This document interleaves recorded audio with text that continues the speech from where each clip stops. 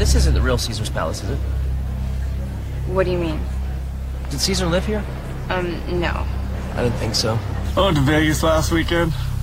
Pretty crazy. Vegas, baby, Vegas! Gentlemen, welcome to Las Vegas. Why don't you give me half the money you were gonna bet? Then we'll go out back, I'll kick you in the nuts, and we'll call it a day. Some guys just can't handle Vegas.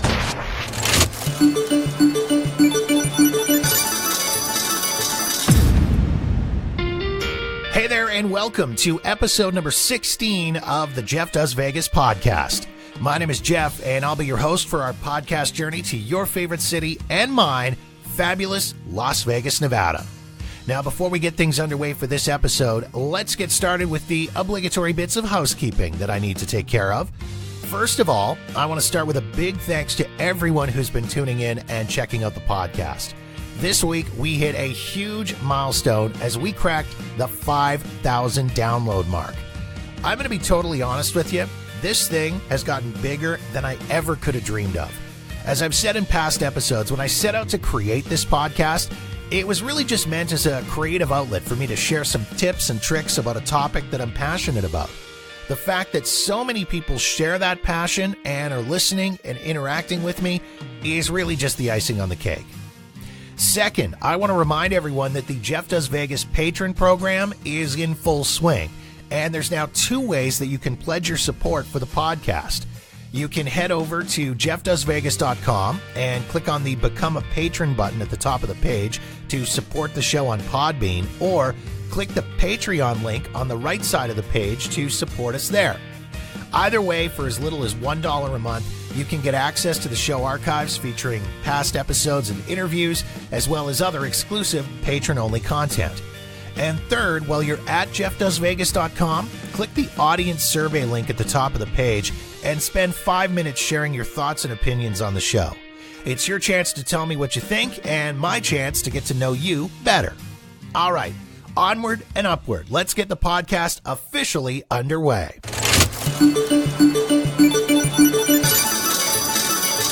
But before we get to the topic for this episode of the podcast, it's time to get you up to date on what's happening in Sin City with Vegas news you can use.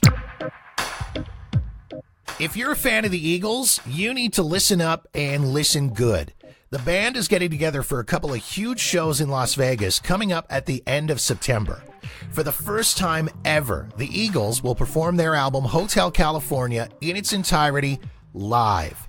Hotel California, released in 1976, is the 3rd best-selling U.S. album in history and includes some of the Eagles' biggest hits, including The Last Resort, Victim of Love, Life in the Fast Lane, New Kid in Town, and of course, the title track, Hotel California.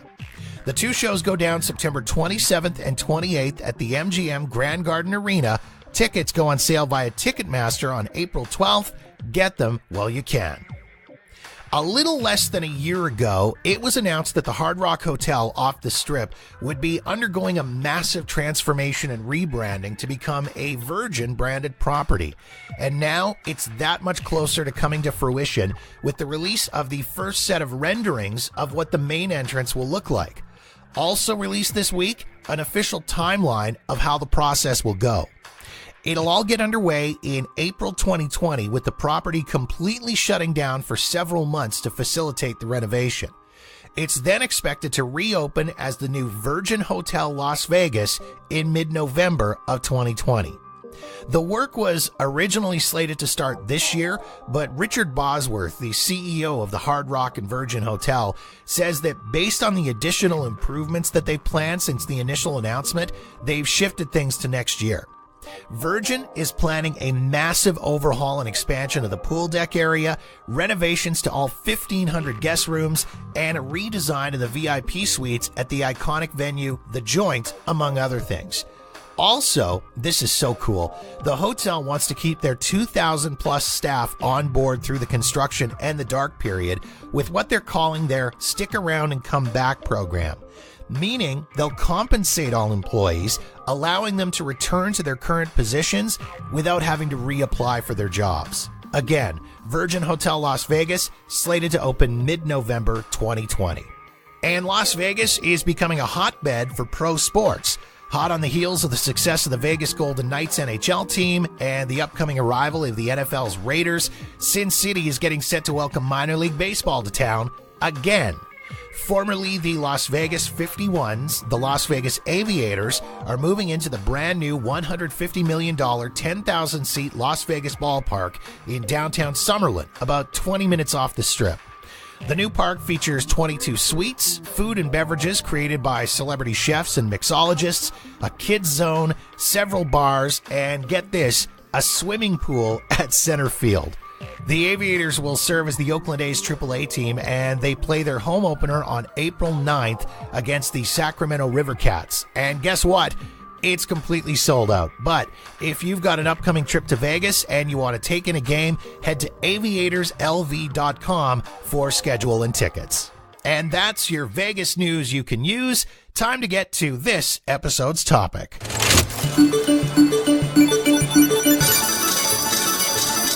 Las Vegas attracts over 42 million visitors every year from all over the world. Many of those people are making their first trip to Las Vegas ever. And as I mentioned in previous episodes, Vegas is one of those cities that can be very intimidating to a first-timer. And chances are, as soon as you tell your friends that you're going on a Vegas trip, they'll start hitting you with suggestions for places to stay, shows to see, where to eat, and what attractions to check out. What they probably won't be able to share with you, though, are those so-called classic Vegas mistakes that can make or break a trip. In order to do that, I've enlisted the help of an expert, a guy who quite literally wrote the book on the subject. Please welcome to the podcast, David DeMont Mullen. I started my conversation with David by asking him about his background in the casino and gaming industry.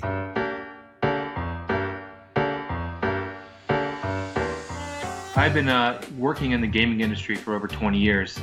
I was actually a civil engineer coming out of school and just hated it. Moved out to Arizona, had my first Vegas trip then, and just was like, oh, I love it so much. Went to school at Arizona State, and one of my professors actually used to work for Harrah's, and he saw my passion for the casino business, and so he got me set up with an internship actually at the Suncoast up in it was the first casino in Vegas to go ticket in, ticket out with no coins. So part of that first experience. So from there, worked at a job with Station Casinos, worked at Fiesta Rancho in North Vegas, moved to Green Valley Ranch. When I moved to Green Valley Ranch, they started filming a reality show. And this is kind of when reality shows just started getting going. So it was from the Discovery Channel. The show was called American Casino, and it was aired right before American Chopper, which was their #1 show at the time. And it was basically, they followed about 15 of us, management and directors at Green Valley Ranch, on our daily lives in and outside the casino. And it was mind-boggling. First, just the grueling nature of being filmed every day at work for 17 months straight was tough. It was 31 episodes, and definitely learned a lot about being on a reality show. It was one of the first reality shows actually where it was being aired while it was being filmed. So it was about a 6-month lag from when you could go to the casino and see it being filmed. It was quite an experience having that. So we'd be being just walking around the casino doing our normal job, and you'd have people coming up to us all the time asking for autographs, taking pictures. So from there, I was like, how am I going to harness this my newfound mini celebrity status? Right. And I started to write a book called The Las Vegas Little Black Book, and it's a guy's guide to the perfect Vegas weekend. And went out there and sought out publishers, and actually got a publisher out of Boston to sign on for it. Sent one of the initial copies to Colin Cowherd at ESPN, and he went crazy over it. He started talking about it on air all the time, and from there, the book kind of took off. And for a couple years, it was a big hit. It was a big solid hit. And then as time went on, the book came a little bit dated, and every time people would ask me about the book, they always asked me about one of the concepts, which is called classic Vegas mistakes. Mm-hmm. And they would say, give me more, give me more, give me more. So I said, well, I'm just going to start writing a book which has all classic Vegas mistakes. And that's where the idea of the book came from. And it's continually being tweaked. It's got a good Twitter now, but I'm eventually going to put out another copy of it, updated copy, and really focus on what's happening lately in Las Vegas. Because I mean, I'm sure, again, in all the years that you've been involved in the gaming industry and the casino industry, you've seen a lot of changes. Do you feel like you've seen more change in, say, the last 3 or 4 years than you'd seen in all the years previous to that? Absolutely. The casino business was one of the kind of the last businesses to really get their hands around the database marketing side of the business. It started out in the early 2000s, started sending out mailers, that sort of stuff. And mail is a huge part of the casino business. And as time evolved and the database marketers got smarter and smarter and smarter, it basically was, if how much you game, how much you play, and how to, basically get every penny out of you. And if you're not a gamer, then we're going to make you pay a premium price with resort fees, with, extra charges to your rooms. And it's kind of taken a turn for the worse for the kind of the kind of low roller, or a person that doesn't gamble very much or doesn't gamble very often. And I'm a little bit worried about Vegas in general, just because that kind of attitude is kind of really spreading, and a lot of people are visiting less often, a lot less opportunities to game at tribal casinos or other casinos around the country. So I'm a little worried about it, but there's still millions and millions of people that come to Vegas all the time. 20% of people that come to Vegas, any day is a new visitor, and they're out to have fun, and it's not going to go anywhere. It's only going to get bigger and better as the city continues to grow, and add pro football and all that sort of things. Do you ever see the resorts rolling back those resort fees? Do you think that's ever going to happen, or do you think that now the genie's kind of out of the bottle on that? Well, what's going to happen is, and you can see it on Expedia already, is they're starting to post what the resort fees are with the cost, and there's actually some Expedia rivals coming out, and you'll be seeing them soon. I'm not sure of the names of them, that include the resort fee into the price when you do the search, right? So right now on Expedia, you kind of have to do manual, add it up, and that sort of thing. Mm-hmm. I don't think it's going away. I think they're going to add more value to it. It's kind of like a magic trick right now. It's you get free gym, Wi-Fi, all that sort of stuff. But I would think they would start adding more value to the actual resort fee, as in free drinks, free access to happy hours, preferred seating at restaurants. Other little things, maybe better goodies in the room. Like, I've seen some hotels starting to leave chocolates on the pillows nowadays and that sort of stuff. But I think it's not going to go away. And unfortunately, it's happening all over the place. If you go to just Disney World also, all the Disney resorts now have resort fees, and they have parking fees. They just put parking fees in for self-parking only about 6 months ago. And it's just the way the world's going to work in the hospitality industry. And I think you're right. People are definitely, if you go on any of the Facebook Vegas groups that I'm on, I would say the number one complaint is the resort fee, and people look at it as a hidden fee, when in fact, it is, but it isn't hidden, right? It's kind of right up there with the airlines that say it's going to cost you X amount of money, but if you want to check a bag, we're going to charge you this. If you want to select a seat, we're going to charge you this, and so on and so forth. But I think you're right. It's that perceived value on those resort fees. Is there, and I guess the other number one question that people ask when it comes to that is there a way to get them waived? Well, you're starting to see a lot of bundling, like offer packages out there that says, $100 room includes resort fee and a couple other things. It's so much money nowadays. So if you think about it from a marketing side, right? So, let's say I'm marketing a resort on the casino strip. One of the things I have to fight as a marketer is the bad blood I'm creating with the resort fees. But if I'm getting an extra $10 million a year to market, as a marketer, I feel I can overcome that bad feeling with that 10 million extra dollars going into, marketing. And then the player development guys always have the ability to waive the resort fees, right? The casino hosts, that sort of stuff, right? It's a little harder sometimes on the strip where it's a little bit more corporate. But if you go to, your regional casinos, tribal casinos, they'll waive the resort fee really quick. It's really where it all started was with the convention business, right? So they were thinking, what's another way we can get money out of the conventioneers? and it was with these resort fees that when they're paying with their business account, they didn't really care that much, right? And then once they started seeing how much money kind of flowed into it, it kind of just went over into the transient side of the business. And now it's kind of going into the comp side of the business where you get a comp room, but you got to pay for the resort fee. Mm-hmm. But it's just another way of discounting. So, if you play enough, you'll get it waived. But it's going to be a cat and mouse game for a long time. Well, and then the question becomes too is how much is enough to actually get it waived? I know for me personally, I'm not a big gambler. I'm a big night on the slots for me is a couple $100, right? Like I'm not dropping thousands of dollars over hours. So the way I look at it is, how much am I going to have to spend to actually get those resort fees waived? Is it going to be, 5 times the actual amount of just sucking it up and paying the resort fees? Right. I mean, it'll eventually be able to, how you earn like comp dollars when you play, you'll be able to use your comp dollars to pay for the resort fees.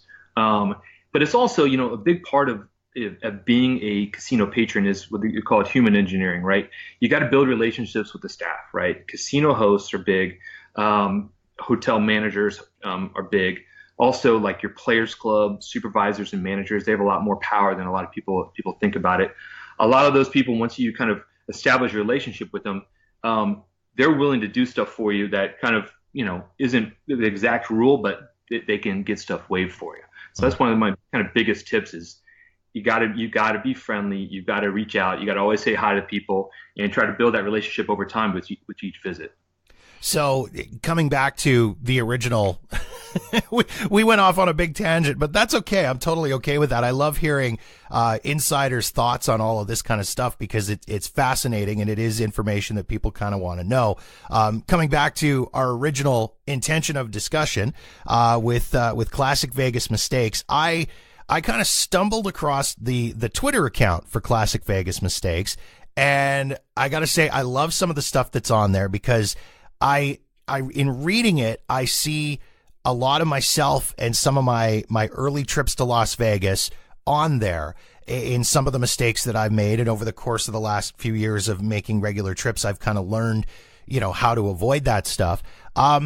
In all your time in the business, like you said, you started putting this together.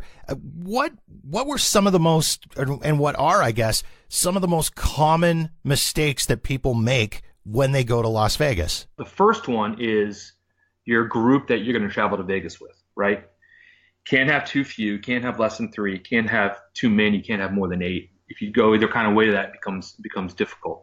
But also, if you want to invite people that are in the same kind of similar financial status with you, and the same sort of kind of attitude with you, right? One person can bring down a Vegas vacation pretty quick. I've been on groups where I was with a super rich guy and he was buying bottles at the tables and, he wanted us to split the fee and we're like, broke, to inviting a guy that just broke up with his girlfriend. And the whole time he's, drunk dialing her and crying and all this sort of stuff and just kind of just ruins the whole trip. So your invite group, the first thing you got to think about. One of the big things also is don't invite yourself on somebody else's group, right? People go, oh, I'm going to Vegas next week. They're like, okay, I'm going to go too. Can I just crash in your room? Right? Horrible mistake, right? Unless somebody asks, hey, join us in Vegas, don't jump on their trip with them, right? Number 2 would be your hotel choice. A lot of people think they're not going to spend any time in their hotel. They go, oh yeah, just whatever. I'm just going to be sleeping in there a couple hours a night. I'm going to be partying on the strip and gambling. Your hotel serves as kind of your center home base to your whole Vegas adventure, right? You spend a lot more time than you think. You start your mornings there. You probably have your first meal there. You probably have your last meal there. The center bar of the hotel you're staying at serves as the meeting area for your group, right? And it's kind of your de facto place. Yes, you'll be traveling to other hotels during that thing, but when you start going, hey, am I going to take a drive, get an Uber or take a taxi, or am I going to start walking? You really got to think of the proximity of the hotel you're staying at to where your area is going to be, right? So those 2 are kind of the first ones when you're planning out something to really think about when you think about Classic Vegas Mistakes. It's funny that you talk about group size because I've done a couple of different trips. I did a trip with a buddy of mine, just the two of us, which amazingly enough actually went pretty well. I was down for a conference, and he, I asked him, hey, do you want to come down with me? He'd never been before.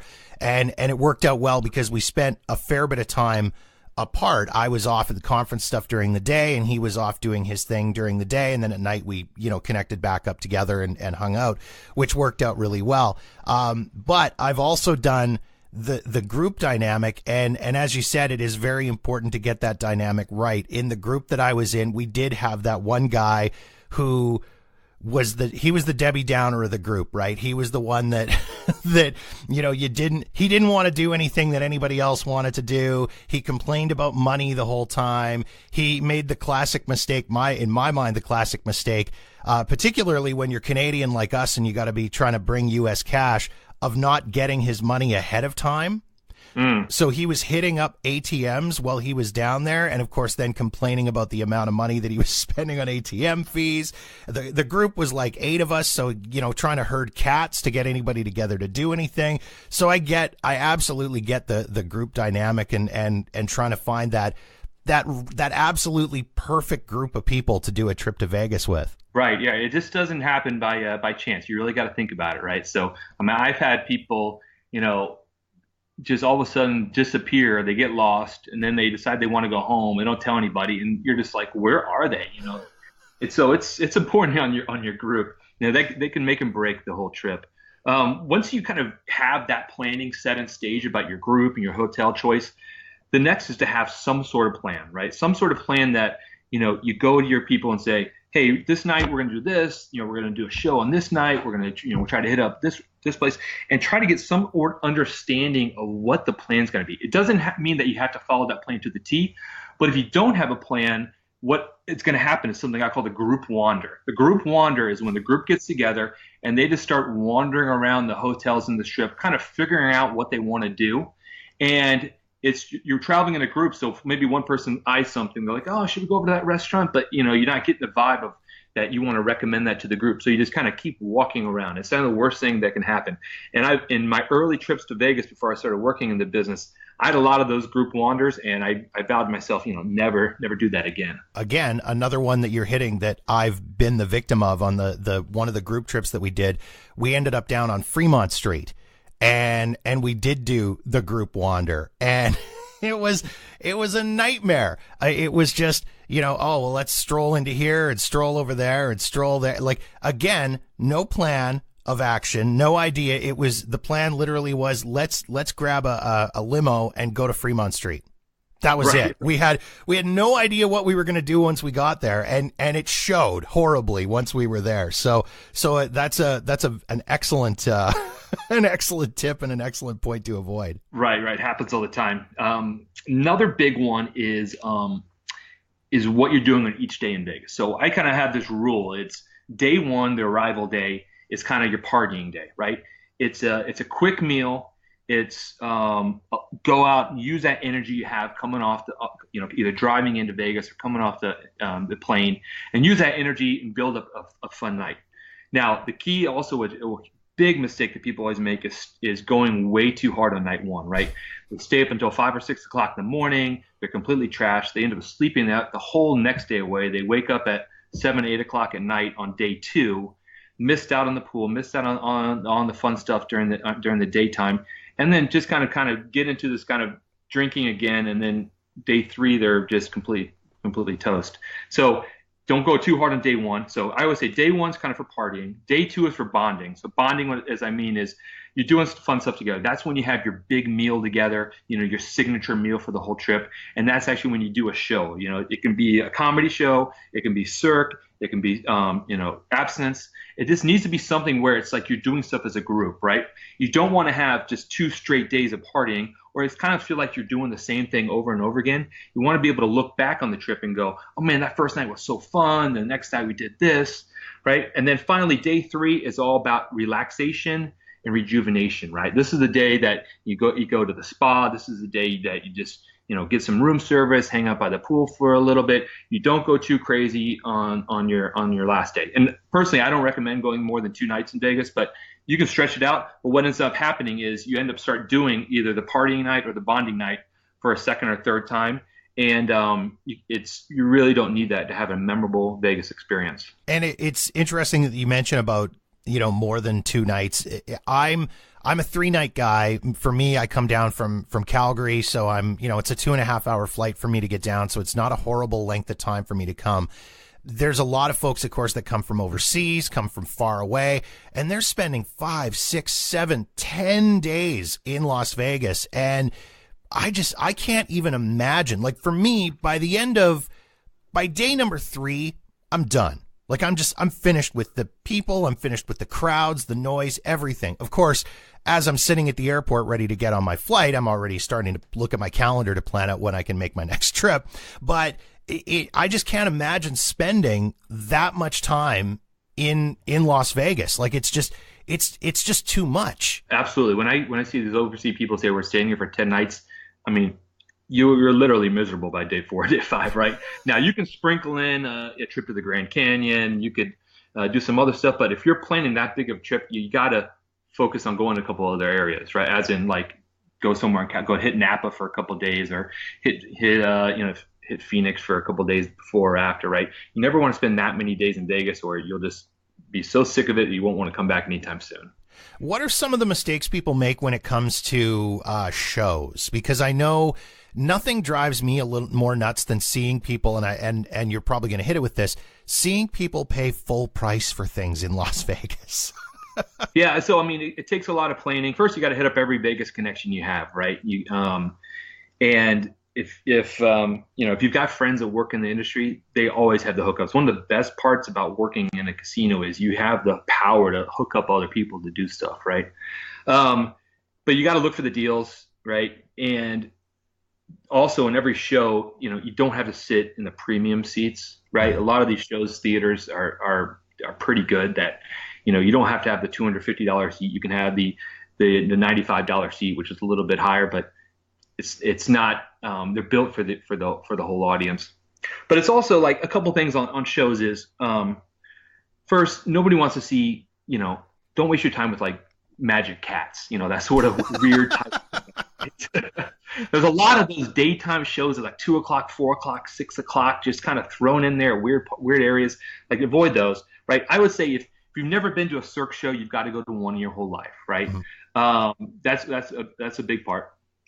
But also, it's when you go to the show. So you should be going your second day. And I always recommend going to the early show and eating later versus eating and then going to the late show, right? Now, when you think of early shows, late shows, you're like, early show, like, that's going to, get into my gambling time.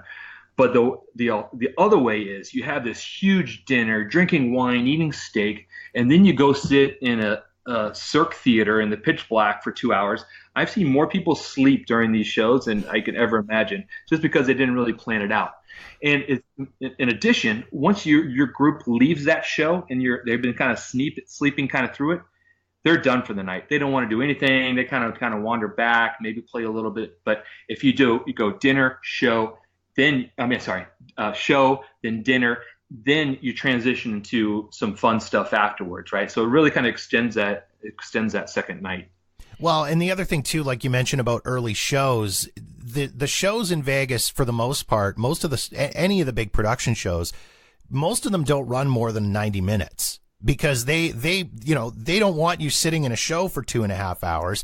They want you out on the casino floor spending money. So, if you hit up a show that's 7:30, you're done by 9 o'clock and you're out of that theater by 9:05, back out onto a casino floor.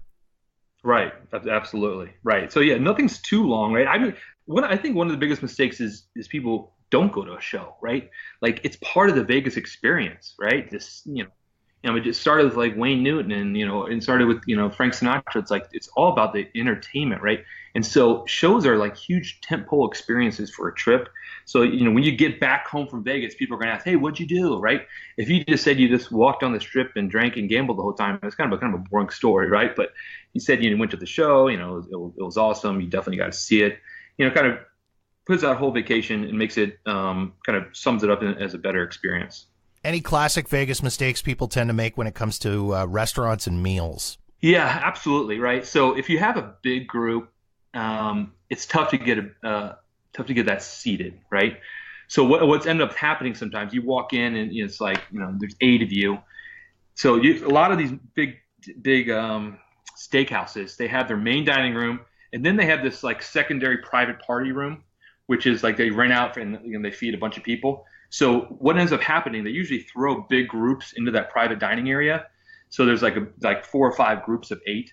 And you feel like you're in a banquet room. You're not even in the restaurant. So you're kind of losing that experience. So there's only so few places that you can eat in a big group. So when you got to make reservations ahead of time, and you actually have to talk to somebody and say, are we going to be sitting in the main dining room? I'm trying to make that a big point. I like to make the dinners just kind of go fast a little bit. Like never get appetizers to share in a group of 8, right? They come out and some are 3, some are 5. You're passing them around the table. Some people don't get any. Like you should really just start ordering your drink and your food immediately. I even say skip the salad, just go straight for your main dish and your side dish, and then skip dessert afterwards, because you're really there for the experience. Like you're not at home having a meal, that's your Easter supper, right? You're in Vegas. Part of the experience is going to one of these cool restaurants. And so after an hour, you have that experience. So there's no reason to make it into a 2-hour meal in my mind. What about nightclubs? That's always the big experience. And when we did it, when my buddies and I did it, we did the whole bottle service VIP thing. And, we laid out some cash. I honestly, I can never see myself doing it again, because I'm at that age in my life now where, I'm 43 years old. It's loud and annoying and expensive, but a few years ago, it was something that I'd never done before. So I wanted to do it or do it at some point. Do you have any advice as far as, nightclubs setting things up? Should people do bottle service? Is it worth, sliding the bouncer a few bucks to try and sneak in, or should you talk to those dudes on the street? Any advice there? Sure. So those are great questions, because this happens to a lot of people, right? So the first thing, the kind of big mistake about getting a table and getting bottle service is, first, if you just want to go there for a little bit, you've already spent so much money, so you're going to be staying there for hours, right? Mm-hmm. And then also, you're kind of stuck to your table, right? You don't venture that far out, right? So you're kind of sitting at your table, you're kind of, watching people, that sort of stuff. I personally prefer just kind of fighting my way to the front of the line, right? Reading the name of the bouncer off his name tag, right? Mm-hmm. And depending on how busy it is, you have to slip them some money. But you introduce yourself, hey, David, and then you shake your hand. You have a 20 in there. But if it's a really popular place, $100 bill. Say, I got 6 people. Can you get us in? And that's the way those guys make their money. They have no loyalty to the actual place they work at. They're all out for themselves. So they'll definitely get you in. There's a couple other places and that have back doors, that have bouncers. And kind of one of the secret things is trying to find that back door and tipping that bouncer to let you in the back door, right? Again, these guys don't care. They just want to make money, right? But some people spend the entire day trying to get in on the guest list for a nightclub. They call the promoters, they call the places, they go to it early, they put their names on the list. But when you get there, it's a mass of people, and it's any name on any list isn't going to work out, right? So unless somebody's buying a table for you and you're stopping by, I don't recommend getting a table, right? You could do it every once in your life, but in Vegas, you don't want to be caught in one place for 3 or 4 hours. You want to, hit it, have fun, get that experience, and then get out and do something else. And the dudes walking along the street that are like, hey, you want to go to a nightclub tonight? And I always see people stopping and signing up and giving over their info. And yeah, just text me and I'll make sure you get in. Are those guys legit, or are they just screwing you over? Pretty much screwing you over, right? So they're just, they're legit as in they're promoters for the nightclubs. Mm-hmm. So basically what happens, like, let's say you get one of those cards and you show that card to the bouncer or when you're paying to get in the nightclub, that promoter gets credit for bringing you in and then gets a fee for every many of those cards get in there, right? So you'll see if you just walk through a resort, you'll see people putting wristbands on you for a club, right? And you think it's like, oh, this is automatically going to get me in. But when you go up there, you're just, everybody's got a wristband on and you're still stuck behind this massive crowd trying to get in. Right. So I would say, don't waste your time. Now, if you are going to go, I would say, kind of go early in the night. Late at night, it kind of gets a little sloppy around the clubs, right? I personally like kind of the late dinner into the nightclub experience. But I think you need to do it once on your trip to Vegas, or at least every other time you go. Now, for a second, let's talk timeshare, people. The biggest lesson, the thing that I learned, and this was, and I'm lucky that I've never fallen for this, but I know so many people that have. Walking down the street, hey, do you want a couple of free tickets to a show? Inevitably, that person walking down the street in front of you gets pulled aside, gets sucked in, and because they think they're getting free tickets to a show. The biggest thing that I've learned in all my times going down to Vegas is nothing is free in Vegas. Am I right in that? You are correct. So when I first moved to Vegas, I lived at the Jockey Club, which is, they built Cosmopolitan's built in the parking lot of it, and then it faces the Bellagio. And it was one of the few apartments in there that hadn't been sold to the timeshare company. So when I used to leave for work every day, I literally would see these people being just hoarded in from being spotted the night before and getting kind of scammed into visiting these places. And I used to hear and listen to all the sales pitches as I walk by. And don't get me wrong, the people that sell timeshares are some of the best salesmen in the business. They're trained. They know exactly what they're doing. They know exactly to look for. And most people that end up getting part of those things end up committing something monetary wise. And it's a tough thing to get out of there. They're very, very smart in what they do, and they've been really trained on it. And they know every kind of blowback you can get. So I would avoid every timeshare no matter what, right? Don't take anything for free. Because even if you do say, okay, I'm going to get these 2 tickets for free, but I got to listen to this 4-hour sales pitch.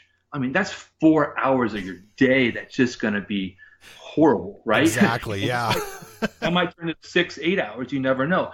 And it's just not what you want to do, right? Everybody that I know that has bought a timeshare, and they'll defend their purchase of it, but I know in the back of their mind that they never wanted to do it. Well, there's a reason that there are 857 different websites that all offer you ways to get out of your timeshare, or, sales websites. And if you do go on any of those sales websites, there's people that are literally selling their timeshare for $1 just so that they can get the hell out of it, right? Right. Absolutely. Yeah. I mean, the big industry nowadays is all these lawyers that are working to get people out of their timeshares, and it's tough. It's tough. It's a lifelong contract. And the other thing too is, I mean, the tickets that they're giving for free, they're not headlining, Celine Dion, Elton John, Cher, Lady Gaga tickets, are they? No, it's like the Gordie Browns of the world, the Mac Kings of the world, right?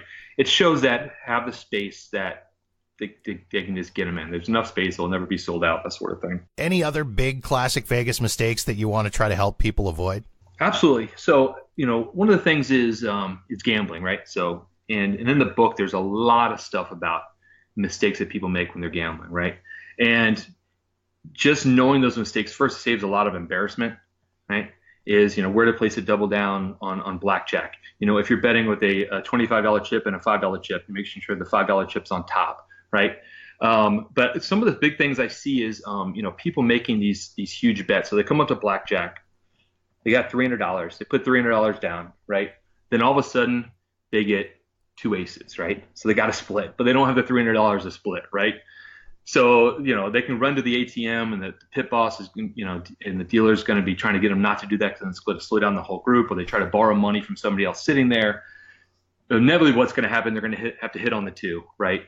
And they have a horrible hand. While they could have had one of the best hands if they had money to split. So never bet all the money you can on that you have is on one hand, and make sure you have it. I would say don't leave a casino with chips from that casino, right? And thinking you're going to go back.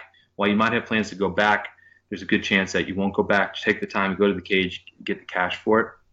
And then I would say gamble, if you think about your best times gambling, right? And I think about, my top 10, every single one of them was when I had my friends at the table, a great dealer, right? And it was just like this fun couple hours experience we didn't know if we're winning or losing. We're just having a great time, right? you can only really get those experiences during the daytime in Vegas, right? At night, it's tough to get a group of people on one table, right? So I would say do more daytime gambling than nighttime gambling. It's not fun to sit there and have one person in your group play blackjack while the other three people are kind of watching from behind. That's just, that's not fun at all, right? So more daytime gambling, less nighttime busy gambling. If you have a dealer that is any way rude or smart aleck or just not fun to play with, just leave immediately. There's other dealers out there that can change your entire experience, right? Other than that, there's lots of other ones in the book. I enjoy. We can just go to Twitter and kind of look at different ones on there. But I always think of new ones all the time. I see things happen all the time, right? You'd be surprised about how many times people leave money on the table and walk away, didn't realize they won the last bet, or their chips slide underneath the leather part of the table, right? And so there's a missing $100 chip. They don't know where it went, and they leave. And later on, the dealer finds it underneath the table. That sort of stuff happens all the time, and it amazes me. So if people want to get their hands on the book, David, they can do that. It's on Amazon? Right. Amazon Prime, $15.99. Or if you have Kindle Unlimited, it's free on Kindle Unlimited. It's really good for if you're bringing somebody to Vegas who's never been there before, for them to read it, right? And it's a great one to hand to them on a plane. Like, hey, read this on the way. And it's a very captivating book. It's really easy to read because it's all broken down into different mistakes. It will save your group tons of time, make it so much better of an experience if a newbie to Vegas reads this and at least takes in some of it, right? This book is really written for somebody that's kind of newer to Vegas, or somebody that's been to Vegas and just had a horrible time. You see that stuff all the time. And right there, hey, this is the way to do it. This is, you gotta understand how it flows. You gotta understand how everything works. Otherwise, they're not gonna like it, and they're never gonna want to go back. The book is Classic Vegas Mistakes. David, thank you so much for taking the time today to jump on and chat. I really appreciate it, and I know my listeners are going to appreciate it as well. Absolutely, pleasure to do it.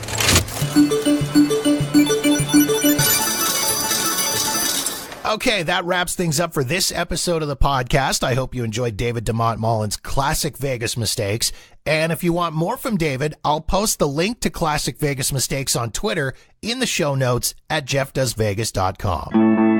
Now, before I close things out, I've got a few things that I want to plug. First off, my fellow Vegas podcasters, MJ and Bree, over at the Keeping It Casual podcast, are getting set to host their first live show coming up on Saturday, April 27th. If you're going to be in Vegas that night and you want to head out for a fun night of conversation and maybe a beverage or two, head over to keepingitcasualpodcast.com to get your hands on tickets and show info, as well as check out their awesome podcast.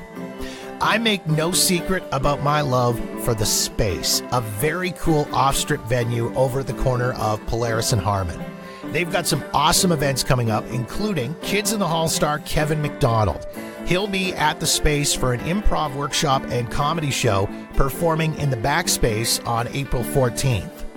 Perez Hilton and Chris Booker are bringing their long-running podcast to the Space for their first ever club show in Las Vegas on the afternoon of April 27th. And in the evening of April 27th, Police Academy star and the man of 10,000 sound effects, Michael Winslow, makes his return to the Space. Travis Clower, the star of the Tony Award and Grammy Award-winning Broadway show Jersey Boys, he's coming back to the Space on May the 10th. And if you're going to be in Vegas pre-Halloween, make plans to be at the Space for Evil Dead the Musical HD. It's running for pretty much the entire month of October from the 2nd through to the 27th. Tickets and info for all these awesome shows are available online at thespacelv.com. Also at the Space, don't forget about Monday's Dark. Join my good friend and host Mark Chinook as he gathers together the best in Vegas entertainment twice monthly to raise $10K in 90 minutes for a local charity. There's a different musical theme for each show. The performances are always amazing, and you never know who's going to show up to perform. Upcoming dates include April 22nd, May 6th, May 20th, and June 3rd. For charity info and tickets, which start at just $20 and have been consistently selling out, head over to mondaysdark.com and get yours now. And my very good friend Lisa Marie Smith is back in Vegas from her time on the road and is getting set to start taking her new music project, LMS, all around town and performing. If you want to keep up to date on LMS, follow Lisa on Twitter and Instagram at @SingLisaMarie. And if you want a sample of her amazing musical talent, her self-titled debut EP is streaming on Spotify and Apple Music and is available for download on iTunes. The links are available in the show notes at jeffdoesvegas.com. As for upcoming Vegas trips, by the time you're listening to this, I'll be in Las Vegas for trip number 3 of 2019 with the National Association of Broadcasters NAB show. I'm super excited to be checking out all the new broadcasting gear, taking in some podcasting conference sessions, and enjoying some of the big parties as well. I'll also be taking in the April 8th Monday's Dark at the Space and getting out to do some interviews with a few of my Vegas friends for future episodes of the podcast.